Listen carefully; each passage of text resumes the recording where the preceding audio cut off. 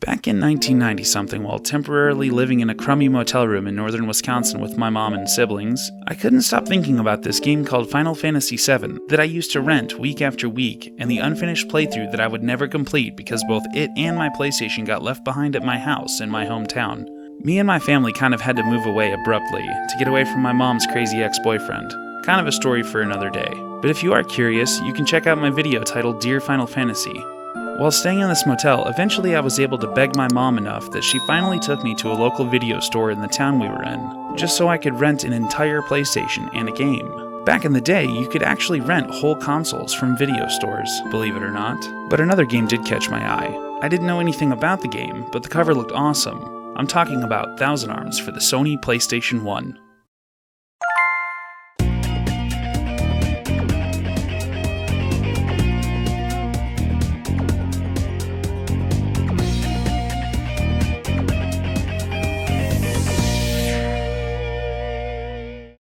A long time ago on a console far, far away, before Atlus and the Persona series were all the rage, there was this little-known game by a little-known company that came to the United States just in time for Christmas back in 1998.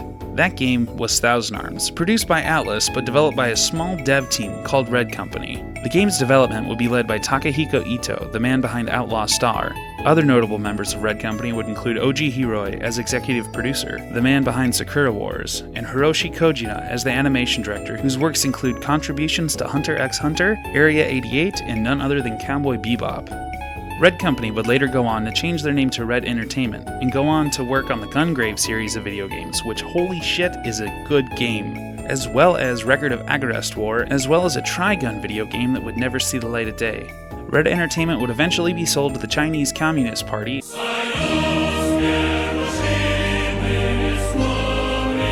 and then back to a Japanese pachinko company years later. What a fate. So there's the backstory to how Thousand Arms came to be, as well as the people behind it. Now, let's dive in. So first things first, let's talk about the elephant in the room. Yes, Thousand Arms is a JRPG, and yes, Thousand Arms has a dating sim mechanic. Little kid me was totally blown away and thought it was so cool I could talk to anime girls. But when adult me played through these parts, I literally cringed harder than the whole United States of America did during the 2016 debates when Ted Cruz ate his own booger on national television. Yes, this really happened. Here is the footage. This whole dating mechanic thing is actually pretty mandatory for the game. Raising each girl's intimacy level allows Meis to forge stronger weapons as well as imbue different spells and at times even special attacks for different characters. When I played through, I put this whole part of the game off for quite a while and it led to me being stuck on a certain boss for quite some time.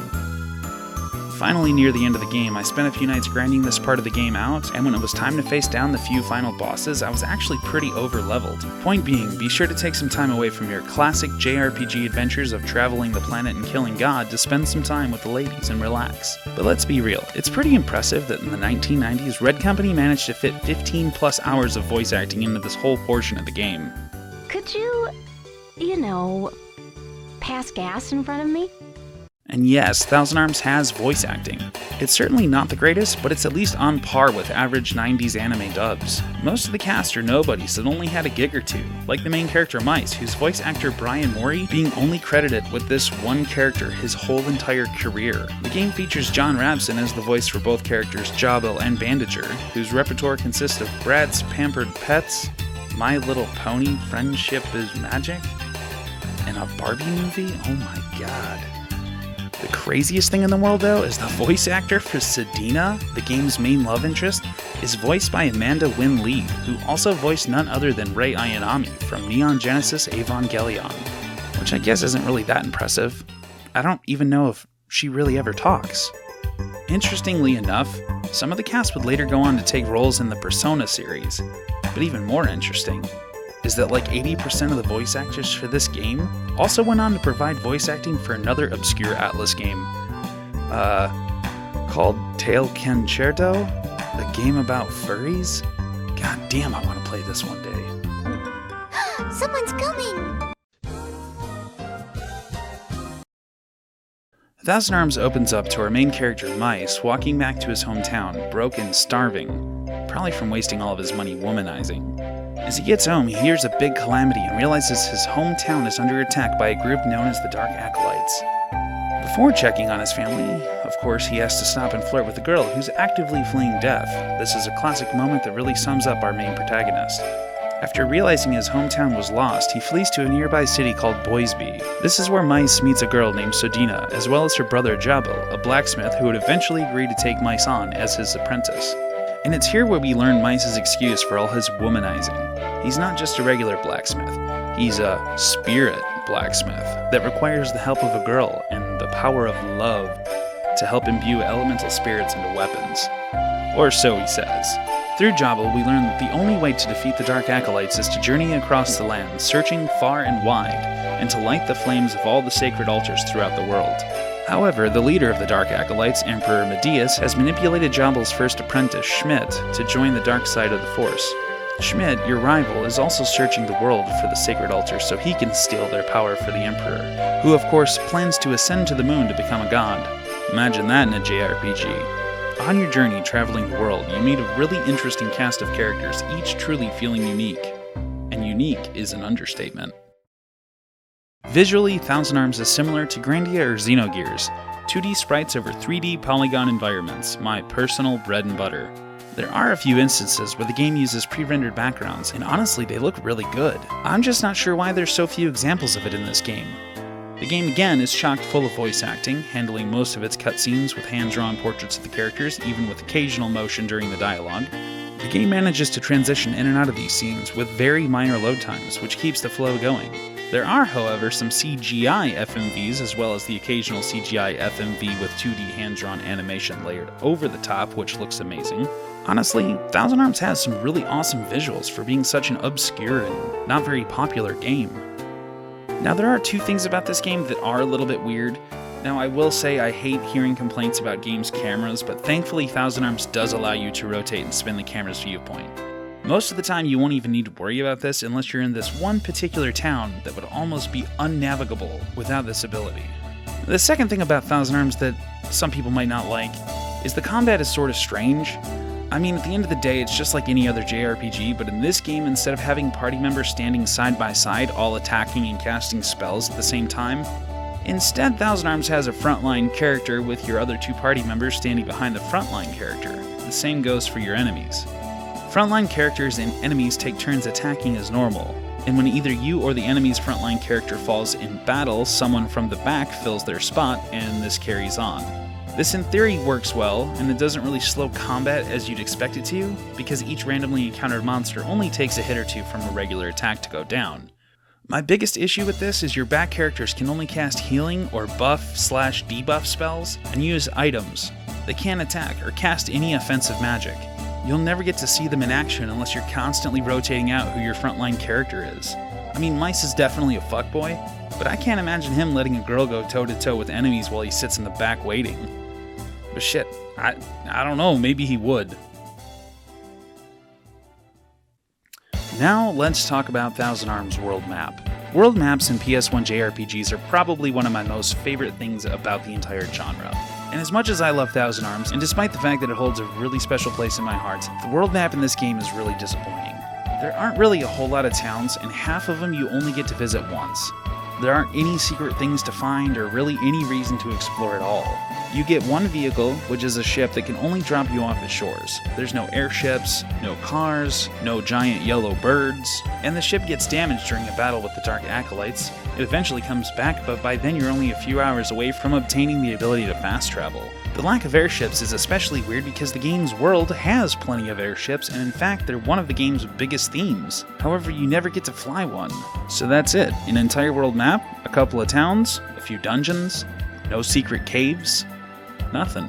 Thousand Arms overall is a beautiful diamond in the rough. It's the perfect game for any fan of classic 90s anime tropes.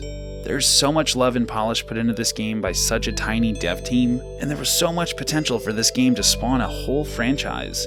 And part of me feels like, honestly, that was probably what Red Company's goal was. There's a village hidden in the woods full of minigames and slot machines that screams Golden Saucer. There's also the cute and cuddly Damashi, which are a mischievous and fun answer to Final Fantasy's Moogles. And much like Final Fantasy VIII's Eyes on Me, Thousand Arms features not just one, but 2 hit singles with vocals and everything. Depend on you. the game's opening theme, as well as Two of Us, which closes out the game, both written and performed by J-pop artist Ayumi Hamasaki. Thousand Arms is really kind of a breath of fresh air. Most JRPGs from back in the day are very broody with broken people and broken protagonists on journeys to redeem themselves. This game is totally different. It's hilarious, whether it be a soda drinking contest to impress the ladies, or Musa quite literally freezing in place at the sight of a girl, or all the times Meis gets slapped in the face. The game also has plenty of funny fourth wall breaks, like I'm pretty sure I found an NPC having an existential crisis screaming about how the developers forgot to program him to walk, so now he has to spend his entire life standing in one spot. Sadly though, Thousand Arms never really gained all that much attention in the West, if any at all. And it's such a shame. You can pick up a copy for around $40. Complete copies even come with memory card stickers as well as a little hologram card in the manual. In the manual, there's even a voucher for a free soundtrack/multimedia CD featuring desktop computer themes and wallpapers, as well as other interesting things. 20 years later, now that I own a copy, I decided to email Atlus directly to see if this CD was still available for the $2 shipping and handling, if I filled out that little slip and mailed it to them. I can confirm the offer is no longer valid. They actually responded. One thing I love about the whole retro gaming community is when you find a game like Thousand Arms out in the wild. Unfortunately, I was never able to come across one myself, but the seller on eBay was kind enough to leave a little note for me in the game case, telling me how much he loved the game and how much it meant to him. Gary, if you're watching, your copy of Thousand Arms went to a good home. I hope you've landed an awesome job, dude. And maybe one day I'll mail this game back to you. Fun fact, Thousand Arms was really the second JRPG I ever played, the first being Final Fantasy VII. I didn't get to spend much time with Thousand Arms, as I've mentioned, but man did it open my eyes to so many things, from JRPGs to Japanese anime being more than catching Pokemon and fighting purple and gray aliens. And had I not found Thousand Arms when I did, I might actually have grown up to be a totally different person, and with totally different hobbies. In fact, years ago when I first decided to start this channel, and I don't think I've ever mentioned this in a stream or on the Discord, but I actually hired a guy on Fiverr to draw a handful of portraits of mice, and I had planned to use these images in place of a webcam. Yes, I was almost a VTuber, before VTubers were a thing. My goal with this channel and the content I put out is to always encourage fans of the JRPG genre to go back and check out the games they missed back in the day. The PlayStation 1 era of JRPGs has so many hidden gems that people missed out on or have forgotten about. And if there's one game in the world I would encourage people to go back and give a second chance to, it would be Thousand Arms. Thousand Arms will always hold a special place in my heart, thanks to the things going on in my life at the time I first played it. And the thing about JRPGs and video games in general is they provide so much escape from the world, and sometimes that can be the difference between life and death. When I first played Thousand Arms, I was a scared little kid in a big mean world. My mom met this guy who ended up not being a very good person, and we had to pack up one day and leave town in the middle of the night. We would move from town to town over the span of about a year. That's a lot for an 11-year-old kid to go through, and I'm so grateful that I found Thousand Arms and all its quirkiness to offer me an escape from all that was happening around me when I was just a kid with a PlayStation, a big CR TV, and a pair of headphones. Thank God those things had headphones. Sadly, I didn't have the game for long, and we had to return it to the video store before leaving for a new town. I spent all that summer thinking about Meis and Sodina and Musa and all of the adventures they were going to go on. I never forgot about them, or Thousand Arms for that matter. And after all these years, I'm glad I got to finish the game 20 years later with all of you here with me.